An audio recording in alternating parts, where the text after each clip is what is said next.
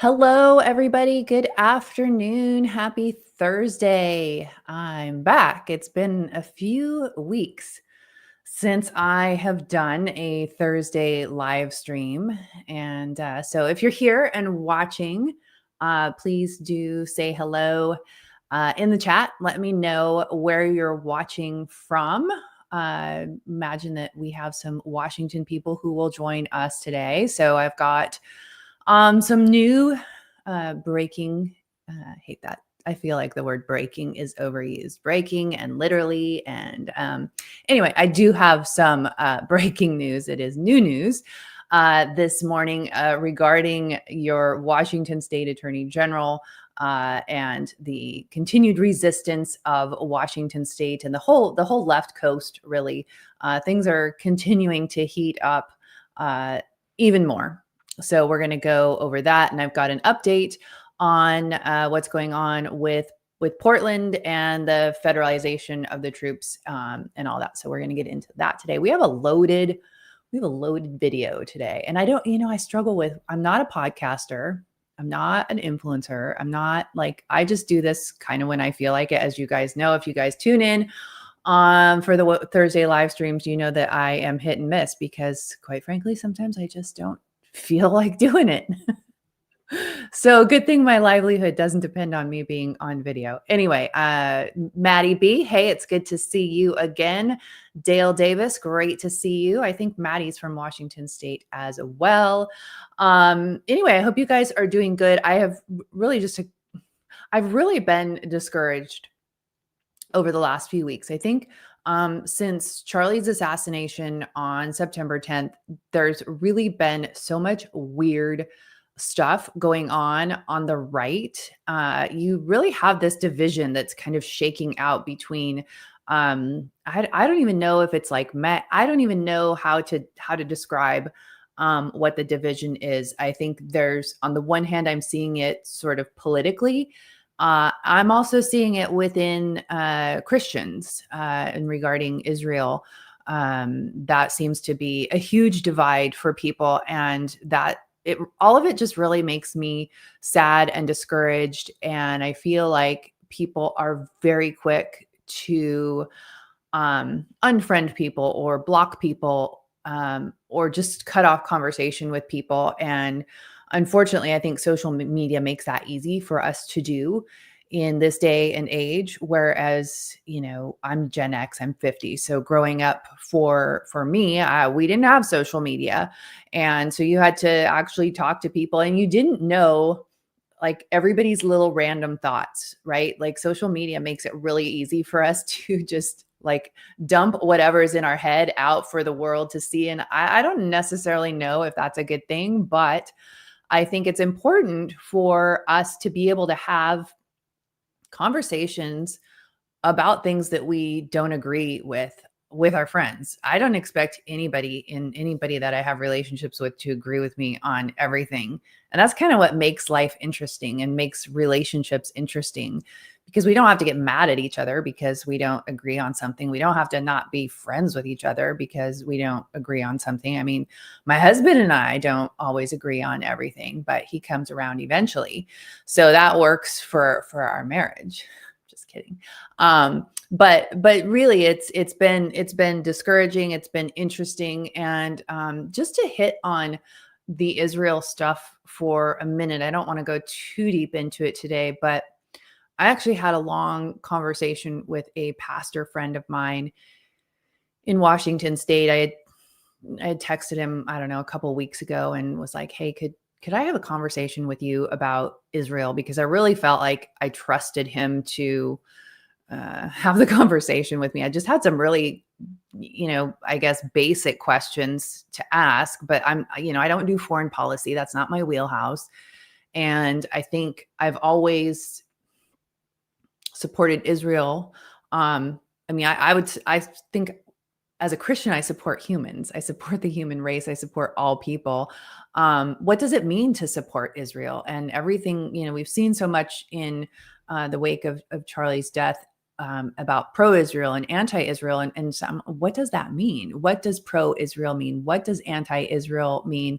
I'd love to hear from you what your thoughts are about this. I know from me, if somebody said, well, okay, you're pro-Israel, what does that mean? I don't know. Like the Bible says, if you bless Israel, you'll be blessed. If you curse Israel, you'll be cursed. So I want to be blessed. So I'm going to bless Israel. How do I bless Israel? I don't know. How do I bless Israel? My pastor says we support Israel, so we support Israel. So like there's kind of this like not being able to define what that means, and just seeing the response from people when you are even the slightest bit critical of Israel's government, right? Because like I bless America, but I also criticize America's government pretty frequently. Nobody gets mad at me about that. I would say I bless Israel, but does that mean I agree with everything that Netanyahu does? I think one of the things that this pastor said is, if I were to bless Israel, I would, I would want to minister to people who live in Israel, and bring them to Christ. And I thought that was really a good, that meant a lot to me, because really as a Christian, my number one priority in life is doing what, honoring God and doing what God wants me to do. And also, bringing other people to Christ, telling as many people as I can about Jesus. And as Charlie said, making heaven crowded. So it's an interesting thing. And it's just sad to me to see so much division over this conversation. And the kind of, it feels like we can't even have a conversation about it. And Salish saying is pro-Israel as far as for the people, not for the government. And that's, I think that's where I fall too. But how do we do that? Obviously I don't agree with, Israel being attacked. I don't agree with anybody being attacked. I wish everybody just stay in their own country and do their own thing and end wars. And so I think, October 7th was very horrific, and they're inexcusable. So obviously I support Israel on that. As far as like, all the bombing in Gaza and all of that, I have questions about like, how long do we need to do that? And I heard somebody say the other day, we can't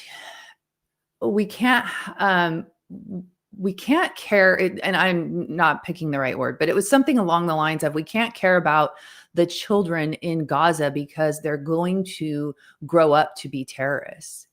And while that is maybe a strong probability, I don't feel that as a Christian, I can say that about children. It's hard for me to get there. So anyway, I have a lot of questions about Israel, and I'm just like working through this myself and doing a lot of reading and praying. Number one, I'm praying, having a lot of conversations with people who know more than me. And what I guess why I'm kind of going on this little rant about this is that I hope that we could encourage conversations like this. We could encourage questioning and curiosity and wanting more information and wanting to learn, because I think it's fair to say that as most Americans don't have a good grasp on civics here in our own country, do we even have a good grasp on what's going on in a place like Israel?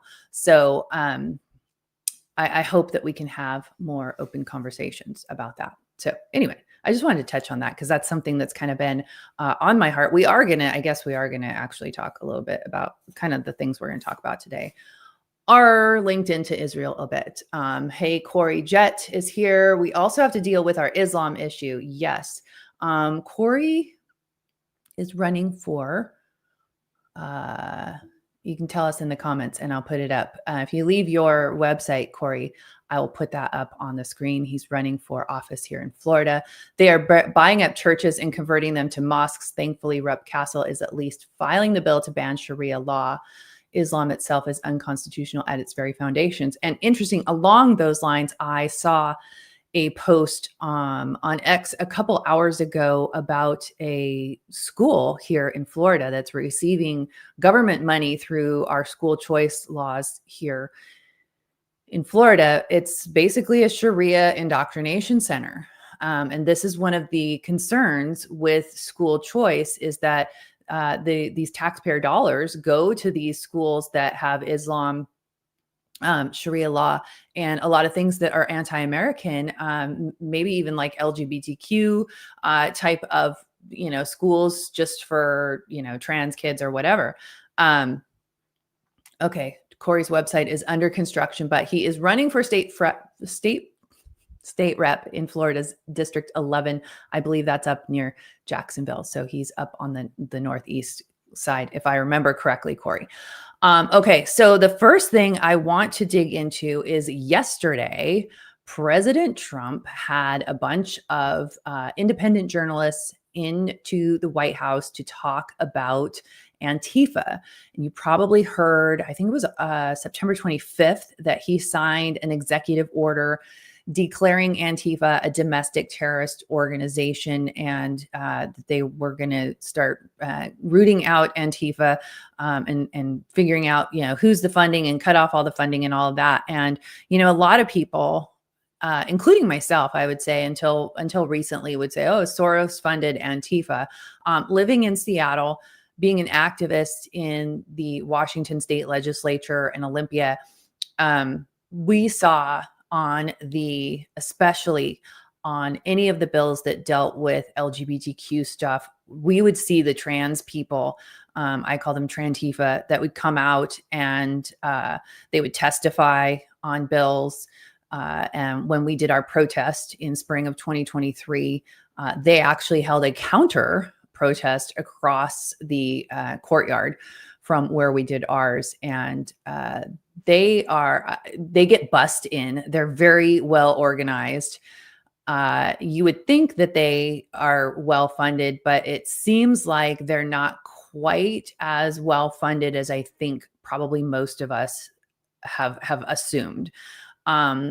But all these independent journalists came to the White House, and they all kind of got their turn to talk about things that are going on. Katie Davis Court, I highly recommend following her on X if you don't already.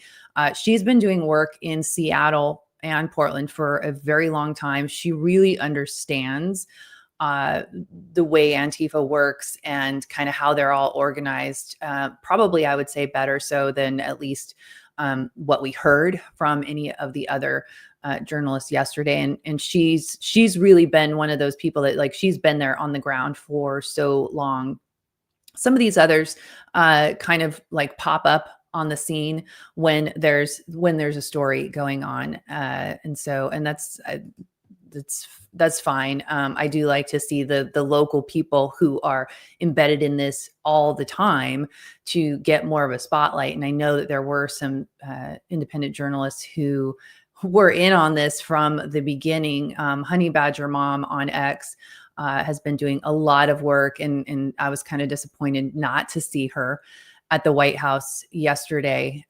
Just be nice for her to get acknowledged for her work. And I think some of these people, are work with the Post Millennial or TPUSA. And so they have more money, more funding behind them. I don't think people like Honey Badger Mom, I don't think they have that kind of thing behind them, at least maybe not quite that organized. But there was a report that the White House used to get their talking points for these extremist organizations' funding. So we're going to take a look at, I'm going to try to share my screen with you. We are going to take a look at the report that they used because, let's see, is it showing you? Nope, it's not. Or it is. Can you guys see my screen? Somebody tell me in the comments if you can see my screen. Let's see. Sorry, guys. Okay. Are you guys seeing that? No. Okay. I didn't think so. Okay. Oh, I have to add it to the stage. See, this is why I don't have a podcast, you guys, because I'm such a rookie with technology. Okay, but I need to have, now you should be able to see it. Yes? Okay. I need to fix my screens here. Man.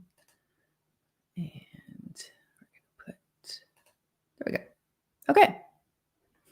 Thanks, you guys. I appreciate it. So everybody, Leslie Williams is in our chat. She's on our leadership team. So if you have any questions, you can also ask her.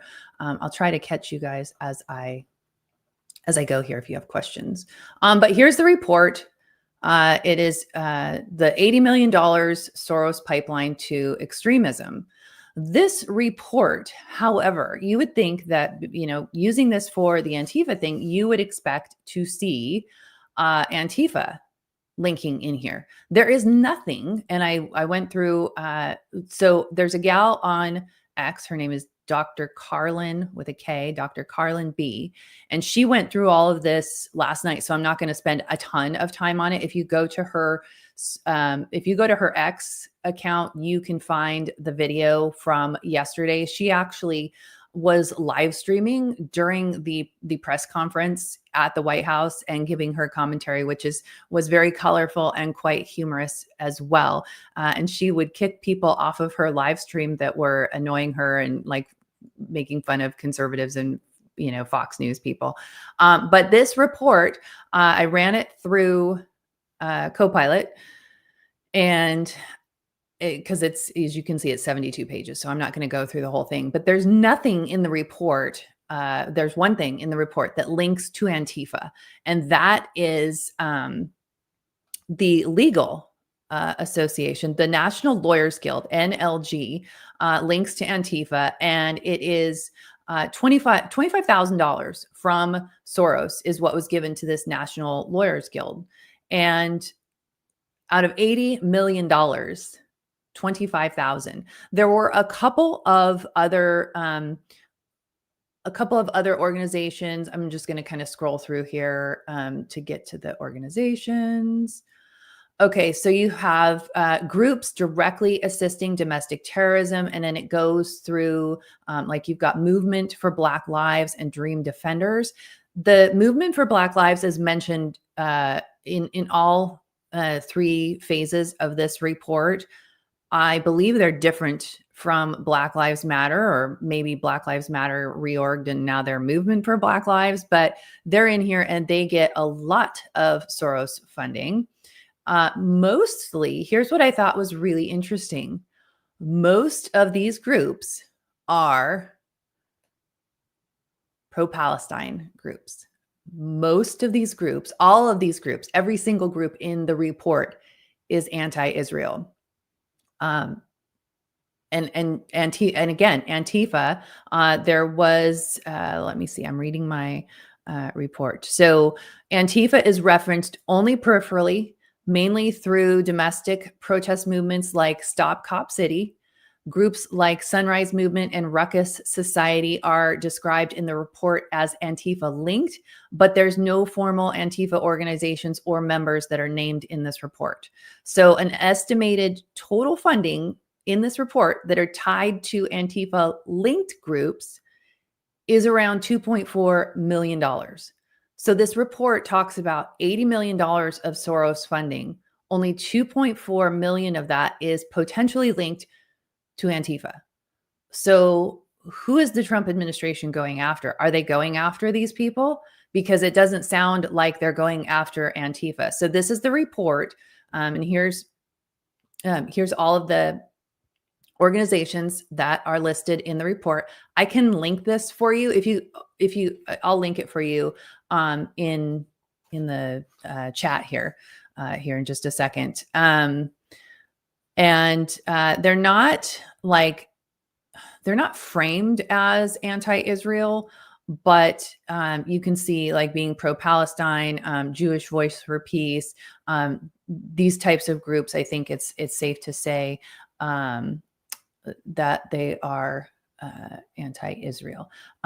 Does it have, Corey Jett is asking, does that report have Neville Singham? Let's take a look.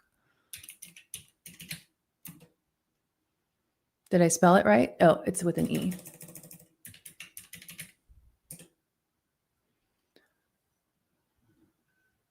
I am not, it's not showing you my search, is it? Nope, it is not. When I search it, it's not coming up.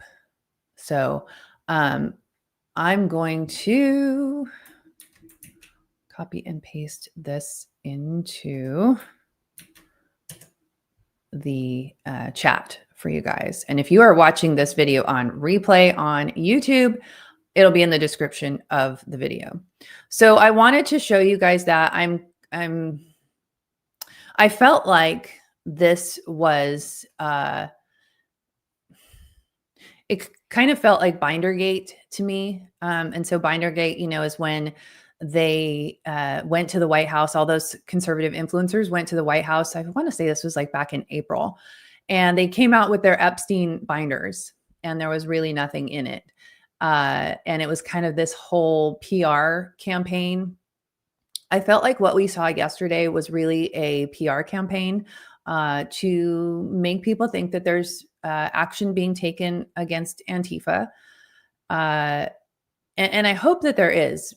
Joe Kent, who is the director at the National Counterterrorism Center, I know him personally, and I know that like the very first conversation I ever had with Joe back in spring of 2021, we talked about Antifa and we talked about these kind of domestic terror organizations. Just he was kind of tying it into what had happened to my daughter. And so I know he gets it. I know he's very knowledgeable about how these kinds of organizations work. And I hope that I know if he's given the ability to go and do work on that, he will do it. Will he be given that leash? I'm not sure, but I hope so. I am very concerned that this administration is doing a lot of things, kind of hyping things up for show, but I don't know what is actually being done about it. So I wanted to share this with you because I thought this was really an interesting connection, the report to kind of the narrative that we heard yesterday. And Trump made several references yesterday to Soros being the funder of Antifa. And I think that we can easily see in this report tracking Soros's $80 million to these other organizations that it's not Antifa. And they are anti-Israel, and I think most of them are probably not anything we want going on here. We probably need to destruct them all. But what about Antifa? And as somebody who lived in Washington, and here's another thing, kind of a little bit of a rant. As someone who lived in Washington during, forever until a couple years ago, but during 2020, when we had Chaz Chop, we had the Antifa people in Seattle in 2020, and they took over an entire city block. The mayor gave up the East Precinct, or was it the West Precinct? Maybe it was the West Precinct. Anyway, she gave up one of the SPD precincts to Antifa. And Trump didn't do anything during that time. And you had the same thing going on in Portland and Minneapolis and a lot of blue cities, I think New York as well. I think in Seattle's case, I think the mayor wouldn't let him come in. But as we see now, he's pushing back against that. And I wonder why, I guess because it was COVID and in the election year and probably some political reasons why he didn't do that. But since then, it's kind of like the national spotlight goes off of these places like Seattle and Portland, and the rest of the country forgets about it. But what happened after 2020, Antifa didn't go away. They just lost the national spotlight. They got stronger. They got more organized. They probably got more funding. And they've been doing things on the streets in Seattle ever since 2020. And so it's frustrating for me as someone who, even though I don't live in Washington anymore, I want Washington to be saved. I want Portland to be saved. I hate seeing what is happening to these cities. It didn't have to be this way. It was very preventable. So it's kind of frustrating for me to see sort of this. I feel like it's a bunch of PR, a bunch of pomp and circumstance. Like, we're coming in, we're going to save the day, and they do some things. And then ultimately it's not long lasting. And when we get into what's going on as of today in Portland and with Washington, we'll kind of get into this a little bit more, but I feel like from what I saw yesterday from the White House, and then in going through this report, I don't have my hopes up that Antifa is going to be dismantled at all. I feel like they're actually probably going to get even stronger. I don't have a lot of faith in the law and order of this current administration. I'm sad to say. So I have put this report in the chat for you guys if you want to go dig through it yourself. You can the best way to go through this, because it is 72 pages, is with AI, whether it's ChatGPT or Copilot or whatever it is you use. But then you can ask it your questions, and that for me is really helpful. Next, this one is definitely linked to Israel, and I'm curious what you guys think of this, if you've heard about this yet. But there is a FARA report, Foreign Agent Registration Act. This was filed on September 27th. And it is a group, an organization. I'm going to share my screen this time, and I'm going to do it better. This one, share. I'm going to add to stage. Look at me. I'm getting it, you guys. Okay, Show Faith by Works. This LLC was created in June. And then the person who's running it started running it in, I think, August. And this is really interesting.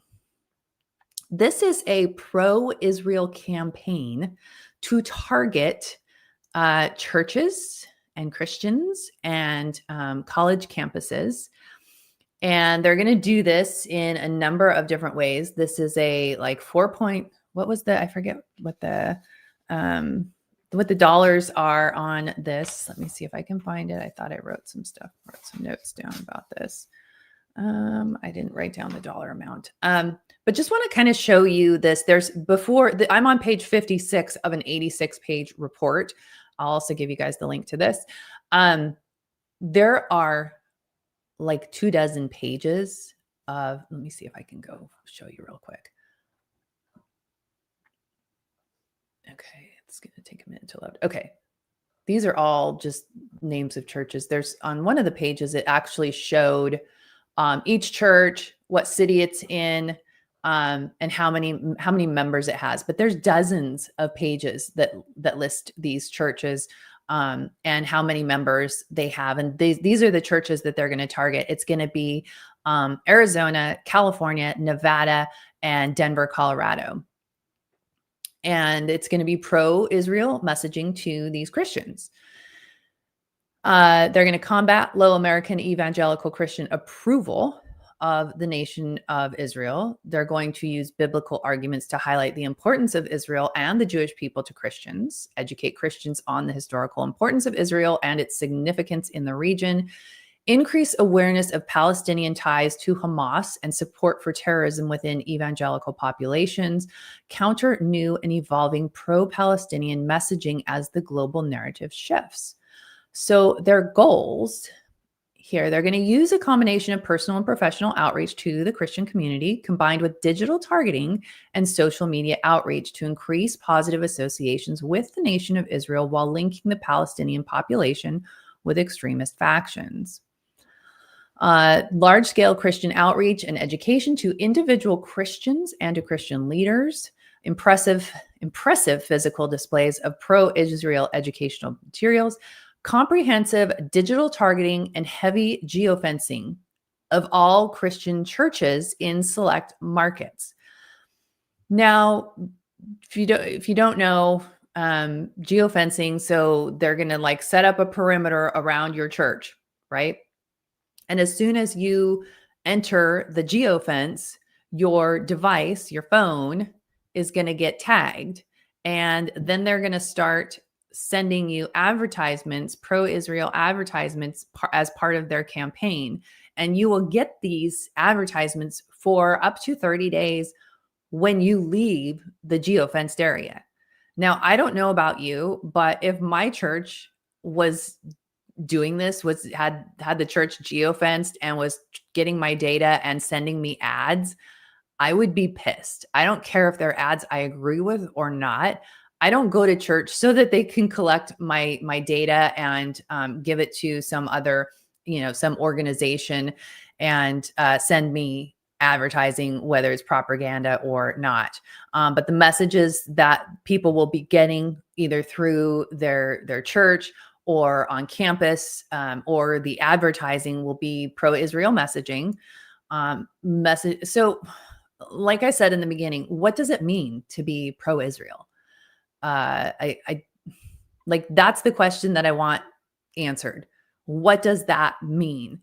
I would say that I'm pro-Israel, and I think, okay, well, what does that mean? Well, I want Israel to be peaceful. I want Israel to be successful. I want to preserve, the places, the biblical places, Jerusalem and things like that. But beyond that, what does pro-Israel mean? What is the purpose of this messaging? So as you can see, educational messages about the histories of Jews in the region, and before the creation of the state of Israel in 1948, educational messages about the history and creation of Israel, and on and on in their messages. Then they want to give an anti-Palestinian message. So they want to teach about Hamas being a Palestinian terrorist organization. I think, like, my guess is that this is really, if you've been kind of tracking any of the narrative with Charlie Kirk and Israel, you'll hear like he was changing his views or he wanted their messaging to be different. I don't know if this, like, let's just say for a second that Charlie was telling people from, the Israel people that, yeah, you need to have different messaging. I don't know if this is what he would have had in mind. I think it's weird. I think it's very weird. And then they go into the themes, history of Israel, grassroots organizing. They're going to hire Christian staff in high density Christian areas like Arizona, Nevada, California, and Denver, physical staff on Christian colleges and seminaries. They're going to have a pastoral resources package with pro-Israel support and educational materials sent to every church in these regions. Now, as a Bible-believing Christian, my pastor teaches the Bible. That's literally all my pastor teaches. And I don't go to a mega church. I go to kind of a small Calvary chapel here in Sarasota. And it's really just, it's the Bible. That's really what we have. And I like it that way. As a Christian, what more do we need than the Bible?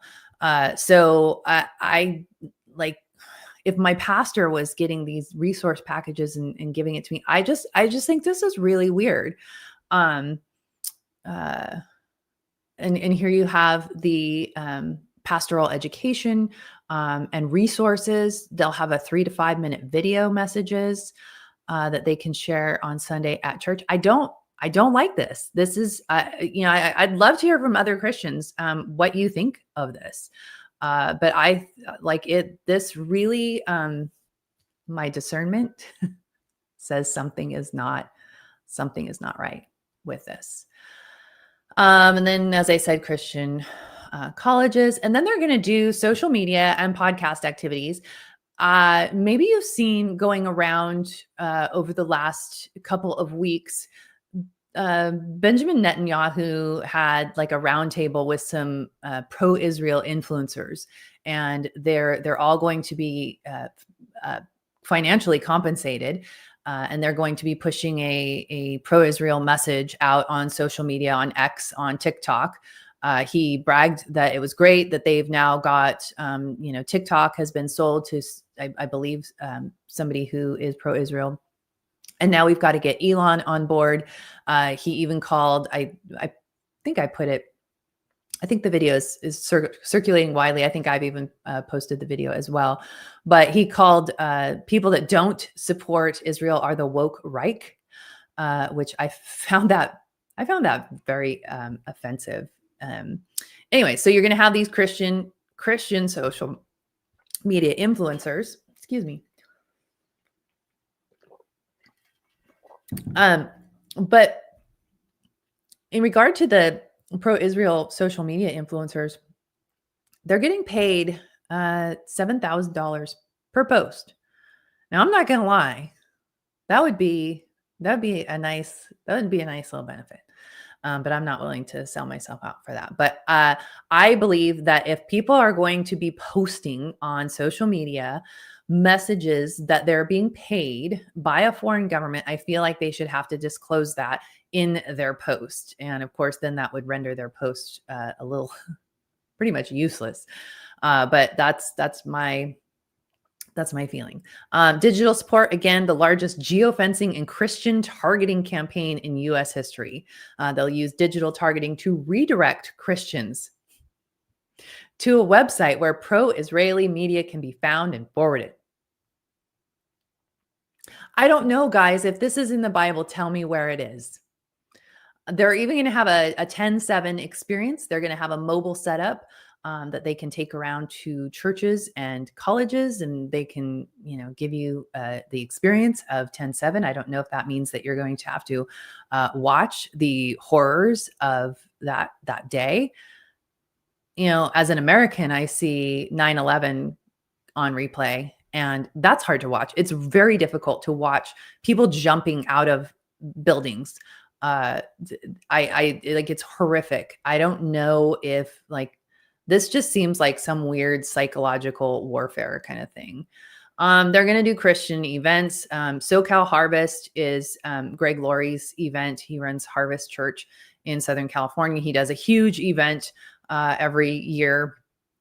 So apparently that would be one of the events that they would target. They would even do Christmas messaging. Now here is the invoice that they're going to be getting paid for all of this. This is invoice 1 of 10. So $325,896 times 10. A lot of money to educate Christians. There was something else I wanted to show you. Oh, okay. So here's the targeted locations.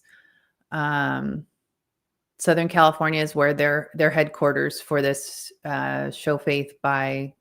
Show Works by, I forget what the name of it is. And then they're going to have Christian celebrity spokespeople. And they've got Rick Warren on there and Pastor Greg Laurie. They've also got Pastor Mark Driscoll, who was, if you are from our Washington audience, he was part of Mars Hill, the megachurch in Seattle. And there was a kind of a fall from grace there. He also I want to say it was 9/11, he made an X post saying that Mormon is a demonic cult. And then he went on, he co-hosted the Charlie Kirk show just a few days later. And many of the people on the Turning Point staff are Mormons. And I thought it was interesting that, is that I don't know. I don't agree with that messaging. So anyway, a lot of big name pastors are going to be there. And then they're going to have a traveling team. And again, so with this 10/7 experience, you'll have a VR headset and there's tents. And anyway, a lot of fanfare for this whole thing. I told you guys I would put this in the chat. So I will do that. You guys can go check it out for yourselves if you like to dig into this kind of thing like I do. I geek out on it. So anyway, it's stuff like that makes me go, what does it mean to be pro-Israel? What does it mean to support Israel? I think I do, but I not like that. And I don't see anywhere in the Bible that says you have to give your cell phone data. We're getting into weird territory here. So I want to, Brett Shavers says, the message is anything less than full commitment is opposition. that is what makes it difficult in being logical and reasonable in looking at it. And I do agree. That is the feeling that I get. You have to have full commitment. You cannot ask any questions, which I think is really too bad, because if you tell me I can't ask questions, then I'm not going to be on board. I'm just not. Like, that to me is a big red flag. So thanks, Brett, for your 2 cents on that. I do agree with you. Okay, let's get into what's going on the commie coast. As if there's not enough. Okay, so this just happened today. Earlier this morning, there was another court hearing, and this was in Oregon about the temporary restraining order that they have there. So I gotta get my timeline. I can't keep all this straight. I think did I do a timeline? I did do a timeline. You guys, there we go. So you probably remember on the 27th of September, I think it was a Saturday, Trump federalized the National Guard in Portland. And then they immediately filed for a temporary restraining order, like the very next day. And then on Friday, Judge Immerget, I don't know how you say her name. She's a Trump appointee. She blocked the deployment by granting the temporary restraining order. Then the next day, on October 5th, Trump says, well, I'm going to send in the National Guard from California. So then the judge issues a second restraining order saying there's no National Guard can come here. And then on yesterday, the Ninth Circuit issued an administrative stay. So what that means is that the troops remain federalized, but they're grounded, so they can't go in and do anything. Miraculously, things were cleaned up in Portland yesterday. Everything outside of the ICE facility has been cleaned up. The protesters have gone away. There's no tents. There's no camping outside there. All of it's been cleaned up by the local authorities. And I think it just goes to show that if they wanted to do it, they could, and they chose not to. They really took this as far as they could. And I think so that they could go to court and say, look, everything is fine here. There's no protesters here. Everything's clean. I guess businesses in Oregon were starting to complain about it because people couldn't come to their businesses. They couldn't get past the protesters. So anyway, as of yesterday, it was all clean and tidy as well. This morning, as I mentioned, they had the oral arguments in the Ninth Circuit. There has not been a decision released from those judges. It was a 3-panel judge, and it sounded like, from what I read, that the judges were really questioning the Oregon Attorney General on their what they were saying. And so it sounds like and the article was from Axio. So it sounded like from there that it was kind of leaning in the federal government's favor, which would be a good thing, although now it's cleaned up. So I don't know if there's anything left for them to do. There is another hearing on October 17th for that temporary restraining order extension. So there's still a lot of moving parts. Now, here's what's funny is on yesterday, October 8th, Attorney General Nick Brown, because he loves to file lawsuits against the Trump administration, he filed an amicus brief. Do you say amicus or amicus? I say amicus, so we're going to go with that. And let's see here. I think there's 23 states, and you have state attorneys general, and then you had the governor's offices of Kansas, Kentucky, and Pennsylvania. But you have like Arizona. Arizona is kind of red. But all of these people threw their hat in the ring to sign on to this amicus brief by Attorney General Nick Brown. And basically this was these states coming together and saying they stand with Oregon. So really, the reason I wanted to show you this is you've really got a division of the country. of these states, and it's almost split in half. It might be like 24, 26, but it's really close. And you've got these blue states or purple states that are willing to go against the federal government and the Trump administration mandate to do this immigration enforcement, which to me is really scary. And I think, you hear a lot of people that be like, yeah, bring it on, civil war. I don't think most Americans really understand what that would mean. We don't want we don't want to go there.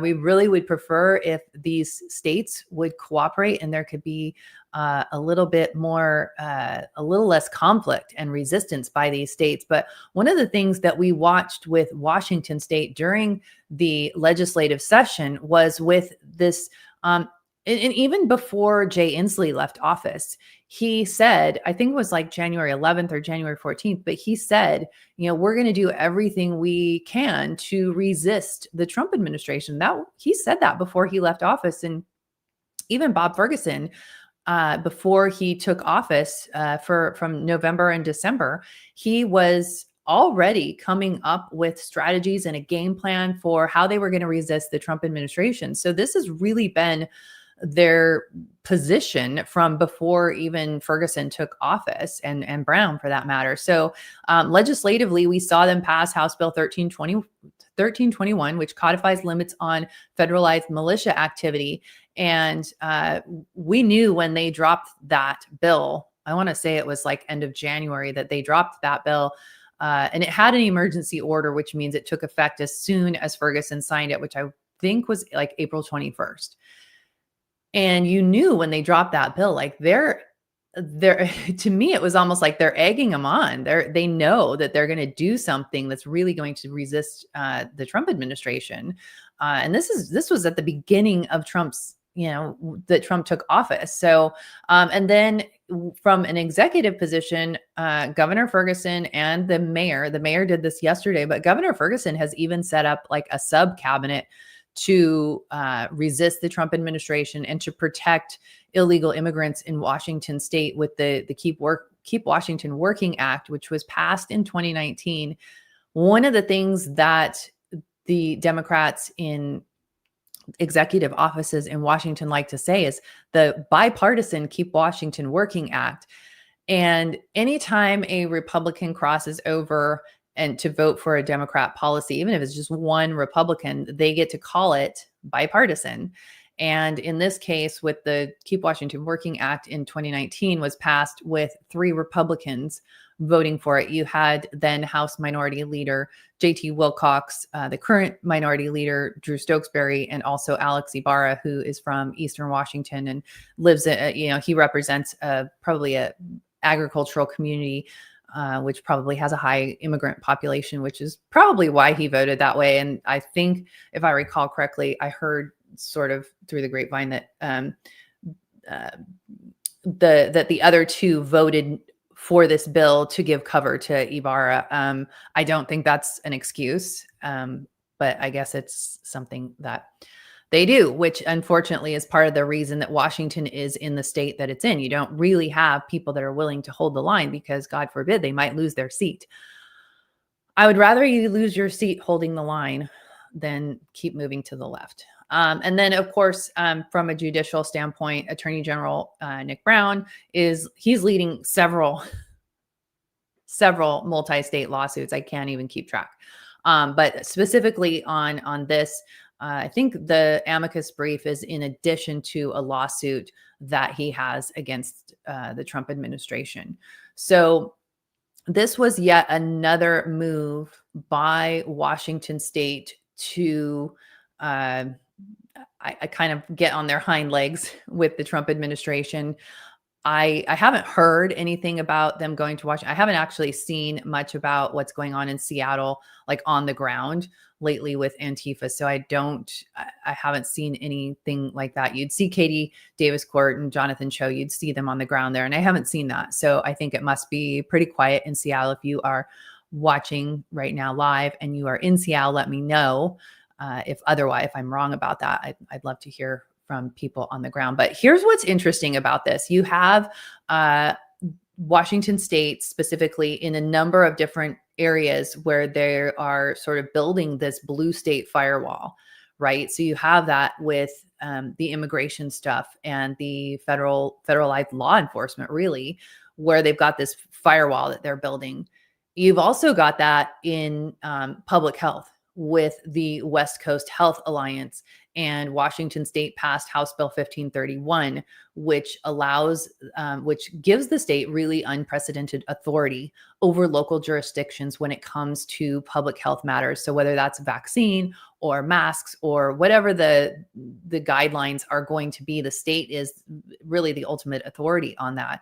In 2024, the legislature passed a bill giving the health secretary, I'm not sure the exact title offhand, but that gave the Secretary of Health the ability to create standing orders. So in the case of the COVID vaccine, which they issued a standing order last month for that, that means you don't need a prescription. And you can just go into the pharmacy, not a doctor doesn't have to see you, and you can, I want a COVID vaccine, and you can get it. And so they've also issued their own guidance. The West Coast Health Alliance has issued their own guidance on vaccines in general, but specifically they are going against HHS and the CDC as far as COVID vaccines go, and recommending them for everybody 6 months and older, whereas I believe the CDC's new guidelines are just for high-risk groups or people over the age of 65, I think, is the case there. And Leslie's putting some information on 1321. And yes, 1321 gives Trump more fuel to invoke the Insurrection Act. And so if I'm glad you brought that up, Leslie, because if Trump does invoke the Insurrection Act, he can send the military in it, and he wouldn't, 1321 wouldn't really apply because he would have the presidential authority to do that. Of course, if he did do that, that Ferguson and Brown would be all over the lawsuits and whatever they had to do to get him out. And that's why what I think is really dangerous about that is when you have groups and organizations like Antifa. I think these Democrat leaders would have no problem just letting Antifa go against the government, which is the whole goal of Antifa, is to overthrow the government. So it's not, no one wants it to go there. No one wants it to go there. That would really be bad and dangerous for the people in Seattle and Washington State. So we hope that the Mayor Harrell of Seattle and Bob Ferguson get their act together and get things cleaned up so that we don't have to escalate this any further. I don't see any questions in the chat. Will I be here next week? I wonder if I'll be here next week. I don't know. See, like I told you guys at the beginning, I'm not a podcast. I can't be a podcaster because most days I don't feel like talking. And like I said, I've been really discouraged these last few weeks about everything that's going on, especially on, to the right of center, and just seeing a lot of division and stuff. And it's been hard to really want to talk to a camera too much. But I know it's important, and we do try, our whole team, we try to get information out to you guys through our Substack. So if you're not subscribed to our Substack, please do sign up for that, because that is the best way to get breaking alerts. We put out calls to action. There's really no legislation in session, and the federal government is shut down, whatever that means. So there's not a lot moving on with policy at this time, but we do try to put out a lot of information, things that you might want to know about. We are not, we don't have any big donors because I have always been sort of, I think, the way Charlie was with Israel. Like, I'm not going to say something just to get a donor. I'm not going to toe any line to make donors happy. So our donors are people like you who become paid subscribers to our Substack. That's basically like being a member of Conservative Ladies of America, and you don't have to be a lady. We have a lot of men that are members and support what we do. You can also, if you're watching on YouTube, there's a thanks button. You can donate there. We also have Give, Send, Go. You can donate that way. But truly, we are able to do what we do because of the folks like you who drop in, $5, $20, $50, whatever you can here and there. That really helps us pay for the things that allow us to bring you information, such as the streaming platform that we use. All of these things cost money, but we think this is really important to get this information out to you. And really, one last thought I want to leave you guys with. Since Charlie's murder, you hear a lot about, I am Charlie Kirk or revival or, all of these things, people wanting to set up TPUSA chapters, and all of these are really good things. The one thing I really hope that will be taken away from losing a warrior like Charlie, I mean, he was like the ultimate activist.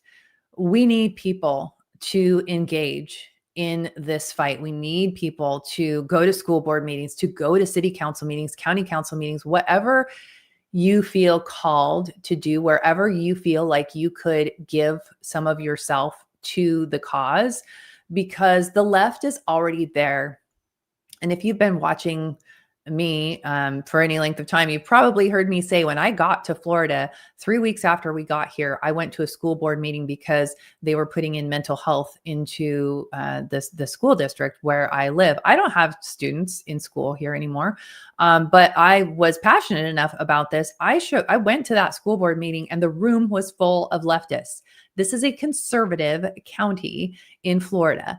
And what I can tell you, it doesn't matter where you go in the country, the left is there and they are very engaged. And so I'm not asking you to commit hours or anything like that. Even if you can send an email to your city council, if they're doing something or they've got something on the agenda that you are concerned about, and you can just search up.